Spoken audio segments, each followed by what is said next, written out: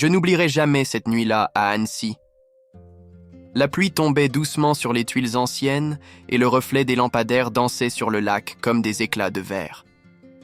J'étais dans ma chambre, le cœur battant sans raison précise, quand j'ai entendu frapper à ma porte.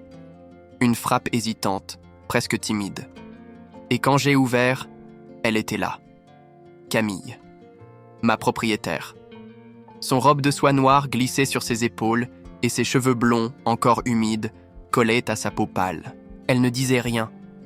Ses yeux bleus, pleins d'une tristesse que je n'avais jamais osé nommer, fixés en mes mains. Puis, lentement, elle a retiré son alliance. Ce petit cercle d'or, symbole de tout ce qu'elle essayait de sauver, tomba dans sa paume comme une défaite silencieuse. Le bruit du métal contre le sol m'a semblé plus fort que le tonnerre dehors. Je me souviens de son souffle, de la manière dont elle a murmuré « Adrien, j'ai besoin de toi. Maintenant. » À cet instant, j'ai su que plus rien ne serait jamais pareil. Elle ne parlait pas seulement d'un besoin physique. Il y avait dans sa voix la détresse d'une femme qui cherchait à se sentir vivante, ne serait-ce qu'une dernière fois. Je n'ai jamais compris pourquoi elle m'avait choisi, moi. Le locataire du rez-de-chaussée, silencieux, presque invisible. Peut-être parce que j'étais le seul à la regarder sans jugement, le seul à deviner ce qu'elle cachait derrière ses sourires mesurés. Ce soir-là, tout ce que je croyais savoir sur elle, sur moi, sur les limites, s'est effondré dans un simple regard. Avant que je vous raconte ce qui s'est passé ensuite, souvenez-vous de ce que je vais dire. Certaines histoires ne naissent pas de la passion, mais du manque. Et parfois, une simple décision, retirer une alliance, peut changer deux vies à jamais. Abonnez-vous, parce que celle-ci, vous ne l'oublierez pas. Avant de commencer cette histoire, j'ai quelque chose d'important à vous dire. Si vous aimez les histoires d'amour vraies, celles qui parlent de regards, de regrets et de secondes chances, alors s'il vous plaît, abonnez-vous à cette chaîne. Votre abonnement est bien plus qu'un simple clic. C'est ce qui me permet de continuer à vous raconter ces histoires de cœur. Aujourd'hui, nous sommes tout près d'un rêve. Atteindre 50 abonnés avant minuit. Si nous n'y arrivons pas, ce projet, ces histoires, pourraient s'arrêter ici. Et ce serait dommage, parce qu'il y en a encore tant à raconter. Alors, si vous aimez ce que vous entendez, laissez un like et écrivez en commentaire de quelle ville vous écoutez cette histoire. J'aimerais savoir d'où viennent tous ces cœurs qui m'écoutent, partout en France et ailleurs. Merci d'être là, vraiment. Maintenant, laissez-moi vous raconter comment tout a commencé, ce soir où ma propriétaire a retiré son alliance devant moi. Je me souviens encore du bruit de la pluie ce soir-là. À Annecy, quand il pleut, tout semble se taire.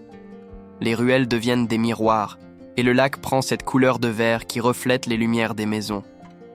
J'étais dans le petit appartement du rez-de-chaussée que je louais depuis 3 mois, à peine installé dans cette vie tranquille que je croyais sans surprise. Au-dessus de moi, j'entendais parfois ses pas, légers, précis, presque calculés. Camille Duret, ma propriétaire, vivait seule depuis que son mari travaillait à Paris, disait-elle. En réalité, il était surtout absent. Je l'avais vu plusieurs fois dans le jardin. Toujours élégante, même pour arroser ses rosiers.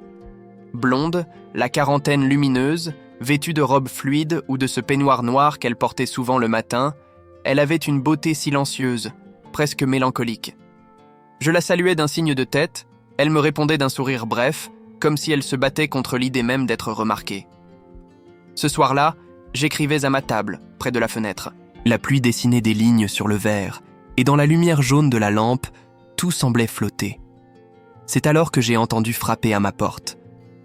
3 petits coups. Lents, hésitants. Quand j'ai ouvert, j'ai senti un souffle d'air froid entrer, et avec lui, le parfum de Camille, un mélange de jasmin et de pluie. Elle se tenait là, dans son robe de soie noire, les cheveux mouillés collés à ses tempes. Ses yeux bleus semblaient chercher les miens, sans oser les trouver. « Adrien, je suis désolée de venir si tard, » dit-elle. Sa voix tremblait, pas de peur, mais d'un trouble plus profond. Je lui ai proposé d'entrer, elle a hésité, puis a franchi le seuil. Je n'avais jamais vu ses épaules découvertes ainsi, ni ce mélange étrange de fragilité et de grâce. Elle tenait sa main gauche contre sa poitrine, Et là, j'ai remarqué, son alliance n'était plus à son doigt. Ce simple détail m'a frappé comme une évidence douloureuse. Elle semblait différente, comme si quelque chose s'était effondré en elle. Elle s'est assise sur la chaise face à la mienne. Le silence entre nous pesait. Dehors, le vent secouait les volets. « Adrien, est-ce que tu crois qu'on peut aimer 2 fois dans une vie ?» Je n'ai pas su quoi répondre. Cette question, venue d'elle, sonnait comme une confession déguisée. « Je pense qu'on peut aimer différemment », ai-je murmuré.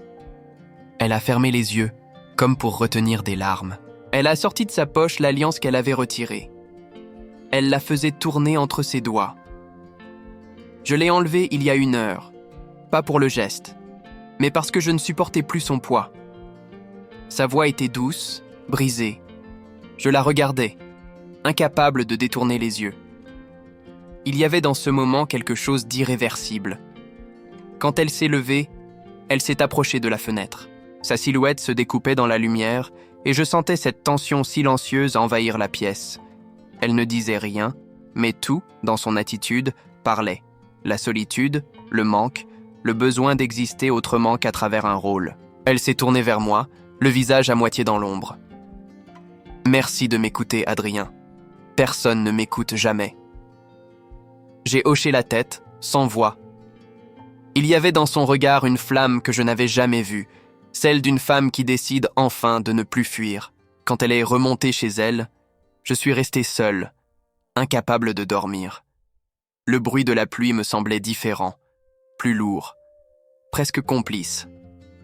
Je ne savais pas encore que cette nuit serait la première d'une série d'instants suspendus, et que chaque battement de mon cœur, désormais, porterait son nom. Le matin suivant, la pluie avait cessé. Annecy brillait sous un ciel lavé, comme si la nuit avait voulu effacer toutes les traces de ce qu'elle avait vu. Pourtant, je ne pouvais pas oublier son visage. Cette image d'elle, debout dans ma petite pièce, les doigts serrés sur son alliance, restait gravée dans ma mémoire. J'avais la sensation étrange que quelque chose avait commencé, même si rien n'avait été dit, ni fait. Je me suis levé tôt. Le café avait ce goût amer des nuits trop courtes. Je me suis assis près de la fenêtre et j'ai observé le jardin. Elle était là, comme toujours, mais différente. Vêtue d'une longue robe claire, les cheveux détachés, elle cueillait quelques fleurs qu'elle disposait dans un petit vase.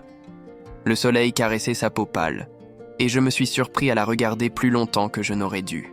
Elle a levé les yeux, m'a vu, et a esquissé un sourire discret, timide, presque complice. Ce simple geste a suffi pour bouleverser ma matinée. Je ne savais plus si je devais descendre la saluer ou faire comme si rien n'avait changé. Alors, j'ai fait ce que font les lâches. J'ai fermé la fenêtre. Mais son image restait, suspendue dans ma tête comme une chanson qu'on ne parvient plus à faire taire. En fin de matinée, quelqu'un a frappé à ma porte. J'ai ouvert, le cœur battant. C'était elle, encore. Cette fois, elle portait un chemisier blanc et un jean, ses cheveux encore humides, lâchés sur ses épaules. « Adrien, j'ai préparé trop de café. Tu veux m'aider à le finir ?» Sa voix était simple, naturelle, mais j'y ai perçu une douceur nouvelle. Je l'ai suivie jusqu'à son appartement, un étage au-dessus. Je n'y étais jamais entré. Tout y respirait la délicatesse. Des livres, des rideaux clairs, l'odeur du bois et du jasmin. Elle a posé 2 tasses sur la table, et pendant un long moment, nous n'avons rien dit. Il n'y avait pas besoin. Tout se passait dans le silence, dans ce regard qu'on retient une seconde de trop, dans ce geste maladroit où nos doigts se sont frôlés. Elle m'a demandé d'un ton calme. « Tu écris encore, Adrien ?» J'ai hoché la tête. « Oui, mais en ce moment, je n'arrive plus à trouver les mots. » Elle a souri doucement. « Peut-être que tu devrais écrire sur ce que tu ressens.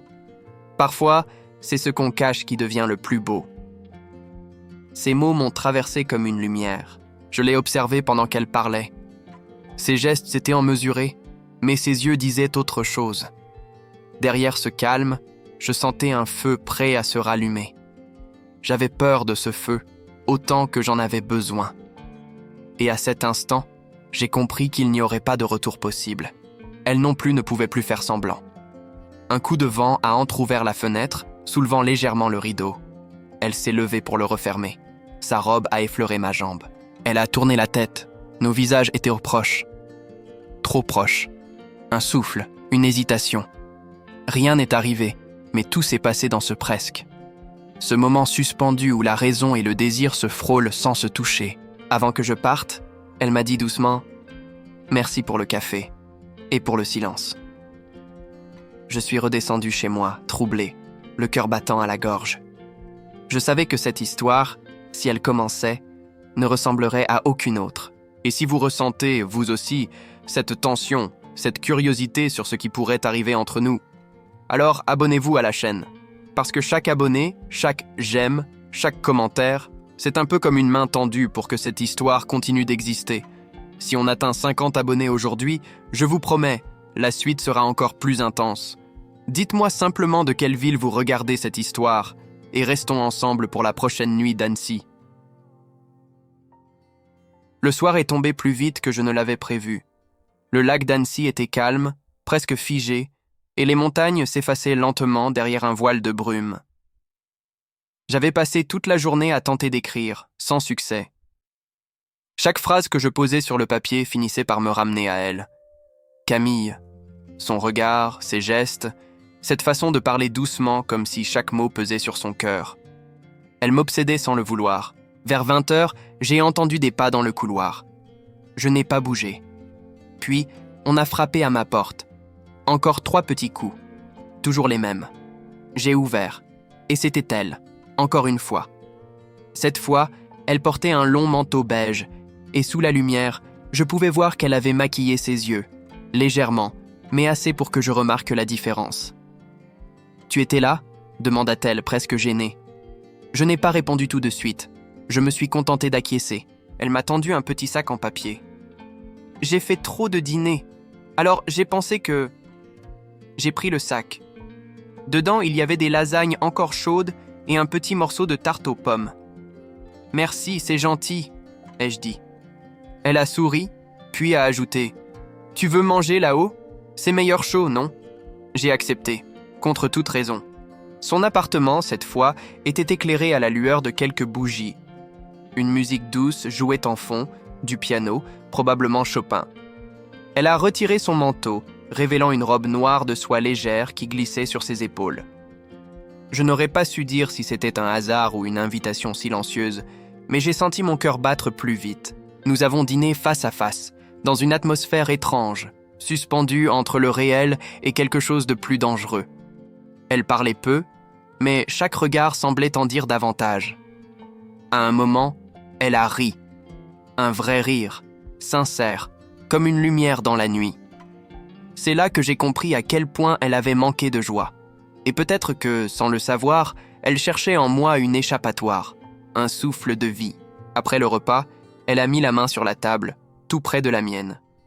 Ce simple contact, ce rien du tout, a suffi à faire trembler l'air entre nous.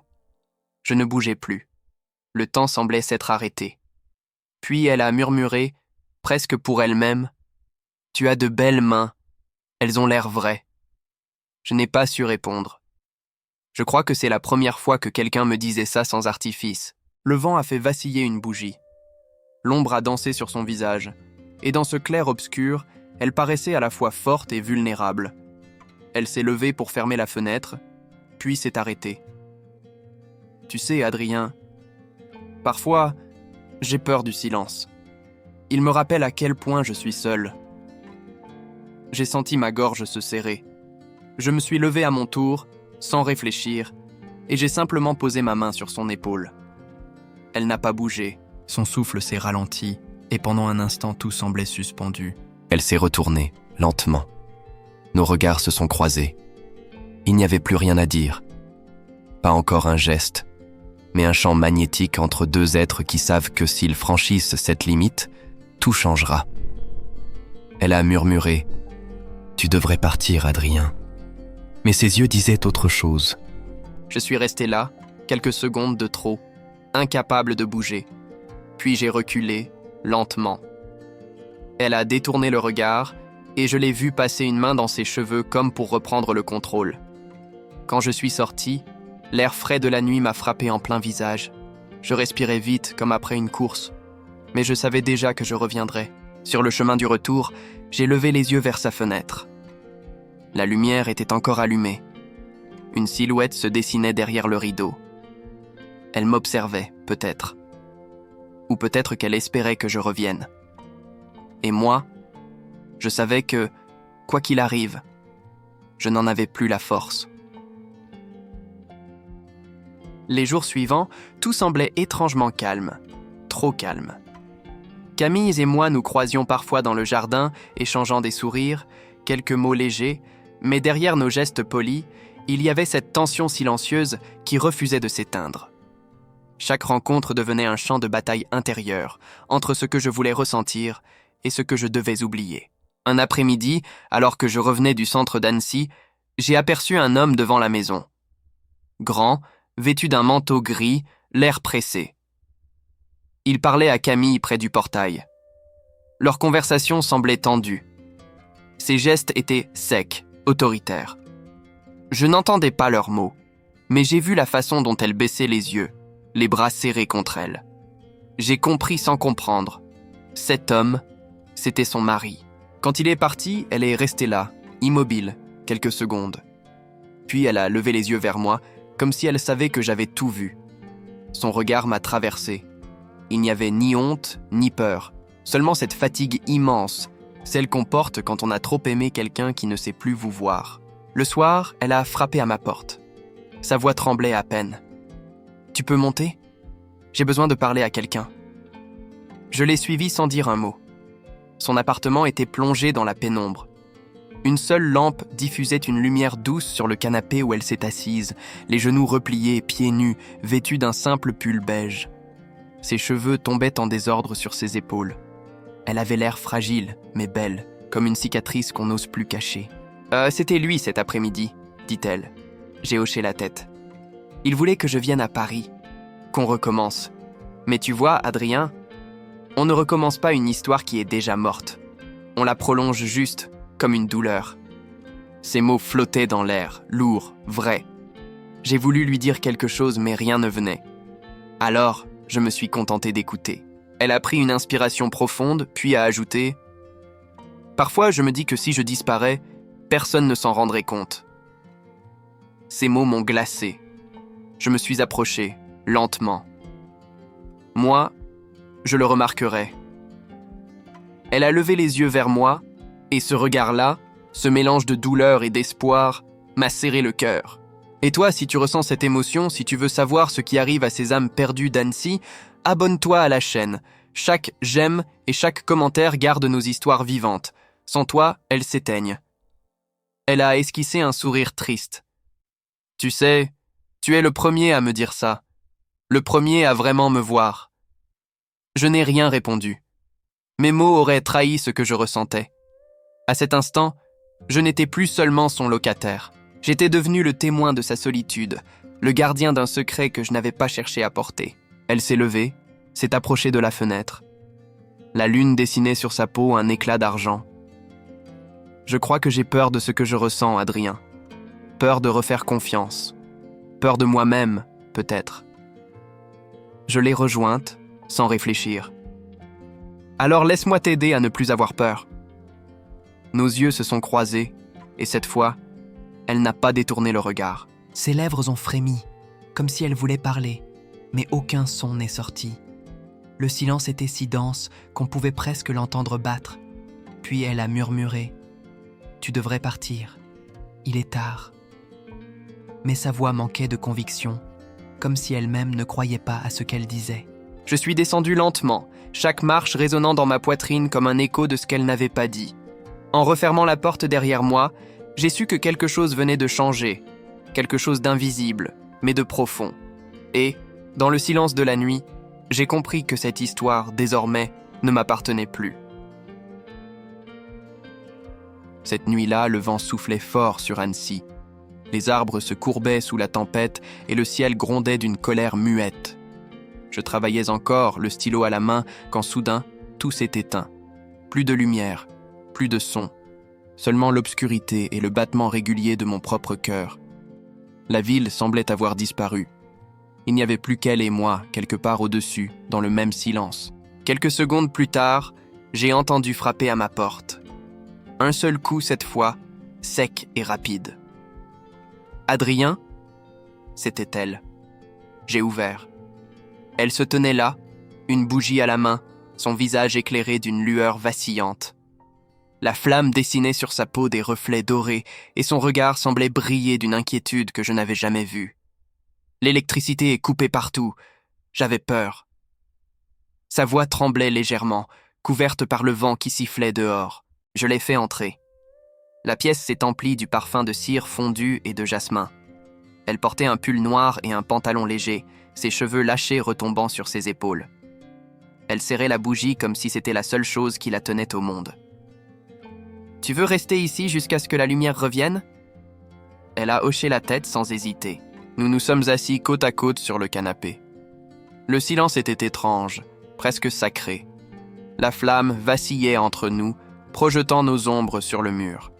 À chaque mouvement, nos silhouettes se rapprochaient, s'éloignaient, se frôlaient. Elle a murmuré « Tu n'as pas peur, toi ?»« Si, mais pas de la même chose que toi. » Elle a tourné la tête vers moi, intriguée. « De quoi alors ?» « De ce qu'on ne contrôle plus. » Nos regards se sont accrochés. Le vent redoublait dehors, mais à l'intérieur, tout s'était arrêté. Je voyais dans ses yeux la même confusion, la même attirance qu'en moi. Cette frontière fragile entre le bien et le nécessaire, entre le cœur et la raison. Elle a soupiré, posant la bougie sur la table. J'aimerais pouvoir arrêter le temps. Juste une nuit, la lumière de la bougie tremblait sur sa joue. Sans réfléchir, j'ai levé la main, effleurant une mèche de cheveux tombée sur son visage. Elle n'a pas reculé.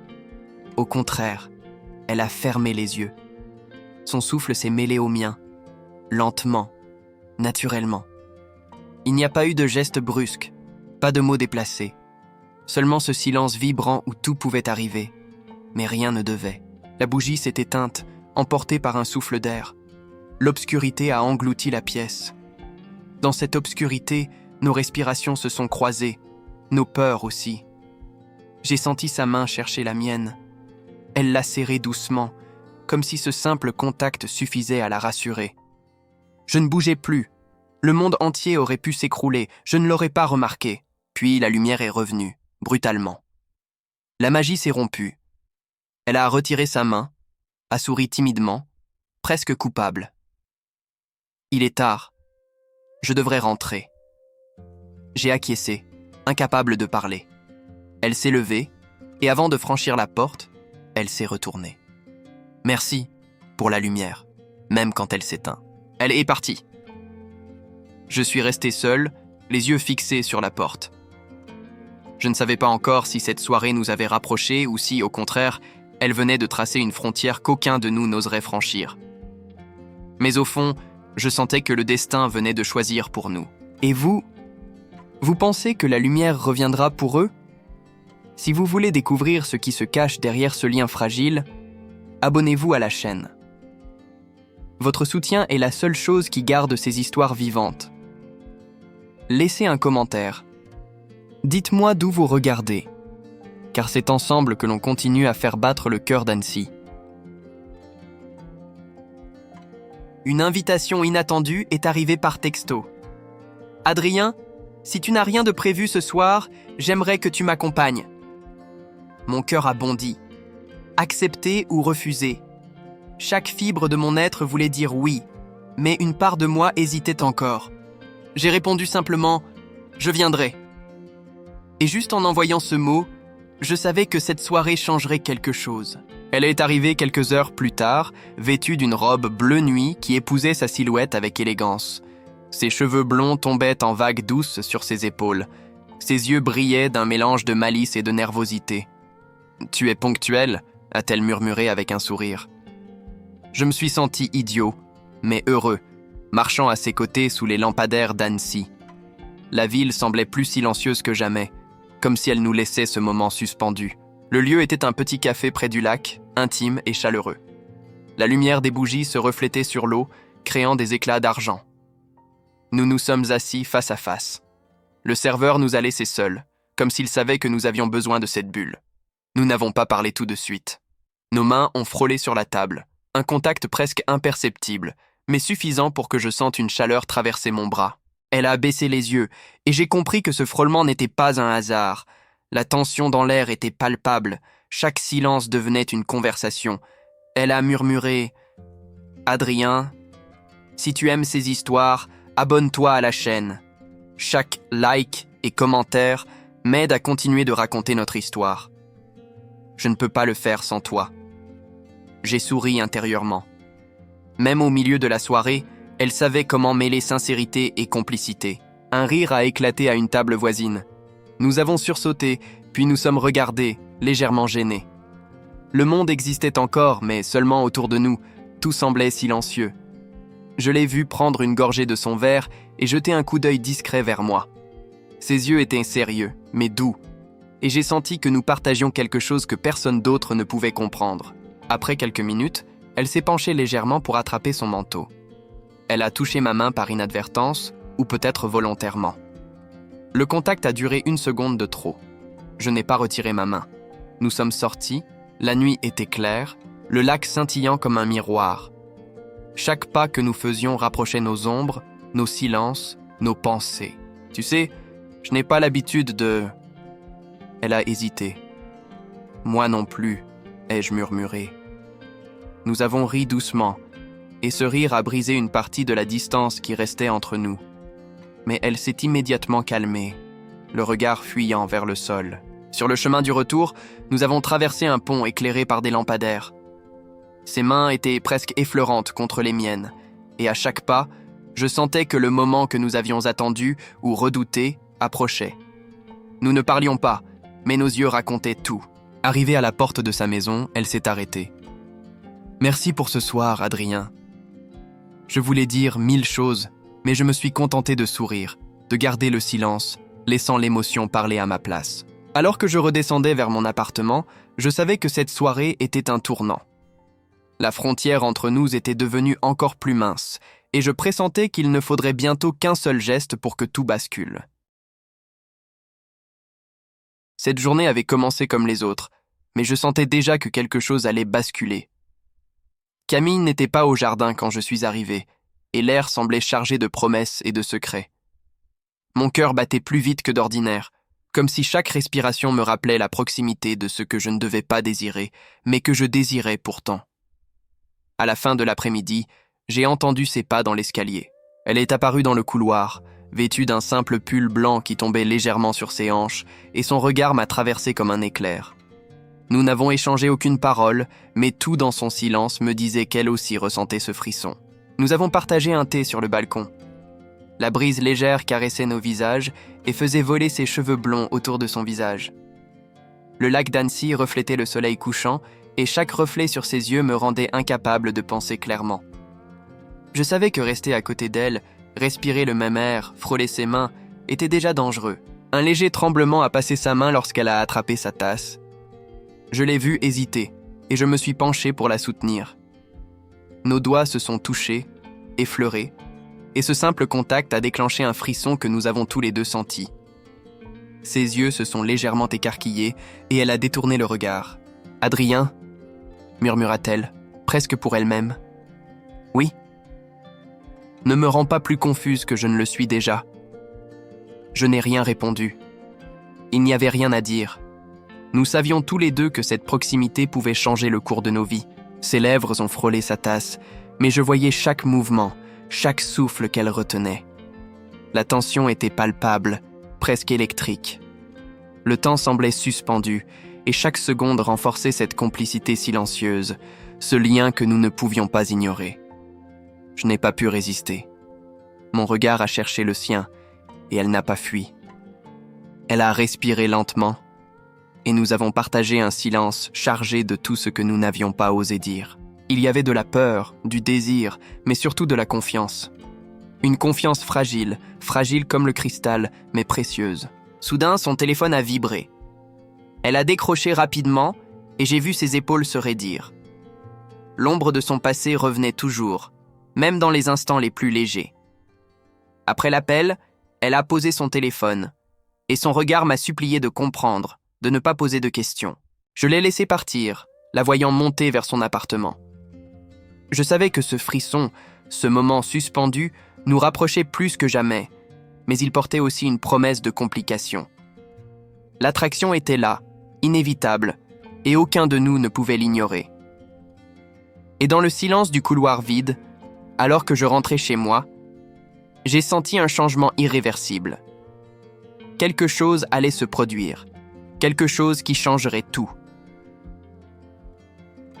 La nuit était tombée sur Annecy comme un voile sombre et mystérieux. Les lumières du lac se reflétaient sur les fenêtres des maisons, créant des éclats fragiles dans l'obscurité.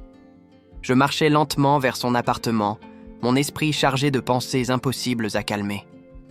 Chaque pas résonnait dans la ruelle, et je sentais que cette nuit serait différente, qu'elle marquerait le début de quelque chose que nous ne pourrions plus ignorer.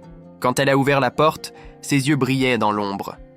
Elle portait un peignoir noir sur une tenue légère en soie, ses cheveux blonds ondulant sur ses épaules. Un parfum familier et envoûtant flottait autour d'elle. Son regard s'est accroché au mien, et pour la première fois, je n'ai pas eu à deviner ce qu'elle ressentait. Elle a pris ma main, doucement, avec cette hésitation qui la rendait encore plus belle et humaine. « Adrien », a-t-elle murmuré, sa voix tremblant légèrement. Je n'ai rien dit. Je n'avais pas besoin de mots.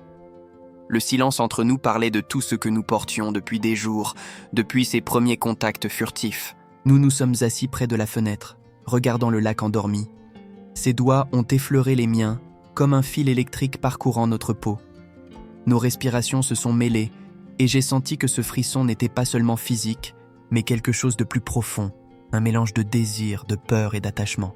À un moment, elle s'est penchée légèrement, ses lèvres proches de mon oreille, et a murmuré « Si quelqu'un savait… » Je n'ai pas eu besoin qu'elle finisse la phrase.